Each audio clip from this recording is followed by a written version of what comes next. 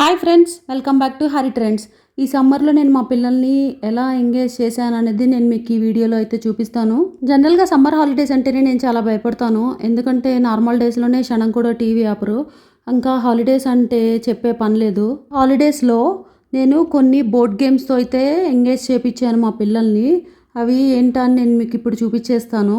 ఇప్పుడు మా బాబు ఓపెన్ చేస్తున్నాడు కదా, ఈ బోర్డ్ గేమ్ వచ్చేసి బిజినెస్ గేమ్. ఈ బిజినెస్ గేమ్ వల్ల వాళ్ళు చాలా కొత్త టర్మినాలజీని అయితే ఈజీగా నేర్చుకుంటారు. అవి ఏంటంటే బయింగ్, సెల్లింగ్, ఇంకా చాలా చాలా కొత్త సిటీ నేమ్స్, వాటి క్యాపిటల్స్ కూడా చాలా ఈజీగా గ్రాస్ప్ చేసుకుంటారు.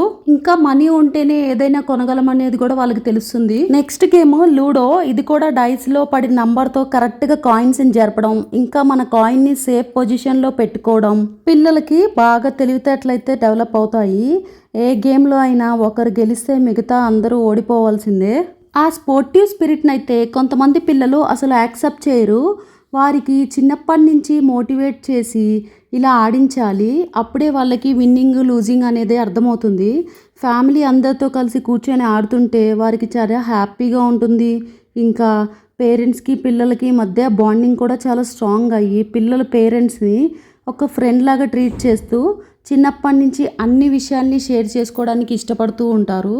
అందుకని చెప్పి ఫ్యామిలీ అందరూ కూర్చొని ఇలా ఇండోర్ గేమ్స్ అనేవి ఆడుతూ ఉంటే పిల్లలకి చాలా హ్యాపీగా ఉంటుంది. ఇంకా పేరెంట్స్కి కూడా ఒక మంచి సాటిస్ఫాక్షన్ అయితే వస్తుంది వాళ్ళ పిల్లల్ని హ్యాపీగా ఉంచామని.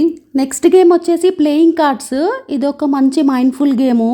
ఇందులో బిగ్గర్ నెంబర్, స్మాలర్ నెంబర్ కాన్సెప్ట్ని చిన్నపిల్లలు చాలా ఈజీగా తెలుసుకుంటారు. ఇంకా 4 డిఫరెంట్ షేప్స్ని ఐడెంటిఫై చేసి కార్డ్స్ని ఆడటం కూడా ఒక మంచి బ్రెయిన్ స్ట్రోము చిన్నపిల్లలకి. నేను ఈ వీడియోలో అన్ని ఇండోర్ గేమ్సే చూపిస్తున్నాను. ఎందుకంటే ఇది సమ్మర్ సీజన్, ఇంకా పిల్లలు బయటికి వెళ్ళి ఏమీ ఆడలేరు కాబట్టి ఇంట్లోనే ఎంగేజ్ చేయాలి ఎలా అయినా సరే. మార్నింగ్స్, ఆఫ్టర్నూన్స్ ఈ గేమ్స్, ఈ బోర్డ్ గేమ్స్ అన్నిటితోటి ఆడిస్తే వాళ్ళకి మంచి ఎంగేజింగ్గా ఉంటుంది, టైంపాస్గా ఉంటుంది. కొంచెం గ్యాడ్జెట్స్ వైపుకి వెళ్లకుండా ఉంటారు. ఇప్పుడు నేను ఒక ఇంట్రెస్టింగ్ గేమ్ అయితే చూపిస్తాను. దాని పేరు వచ్చేసి స్టిక్ ద బాల్. ఒక చార్ట్ పేపర్ తీసుకొని వాల్కి అయితే స్టిక్ చేయాలి. తర్వాత సెల్లో టేప్ని తీసుకొని గమ్ము పైకి వచ్చేట్టు చార్ట్ పేపర్ అంతా సెల్లో టేప్ అతికించాలి. తర్వాత లైట్ వెయిట్ ఉన్న ప్లాస్టిక్ బాల్స్ అన్నిటినీ దానిపైకి విసిరేయడమే. దానివల్ల టార్గెట్ మీదకి కరెక్ట్గా ఫోకస్ చేయడం అనేది వస్తుంది చిన్నపిల్లలకి. మళ్ళీ స్లోగా బాల్స్ అన్నిటినీ చార్ట్ పేపర్ మీద నుంచి రిమూవ్ చేసి మళ్ళీ టార్గెట్ మీదకి వేయడమే. ఇది చాలా సింపుల్. పిల్లలు కూడా చాలా ఎంతూసియాస్టిక్గా పార్టిసిపేట్ చేస్తారు. ఇది ఒక మంచి ఎనర్జెటిక్ గేమ్. ఇప్పుడు నేను చూపిస్తున్న పజిల్ వచ్చేసి 2 పీస్ ఆపోజిట్ సాల్వింగ్.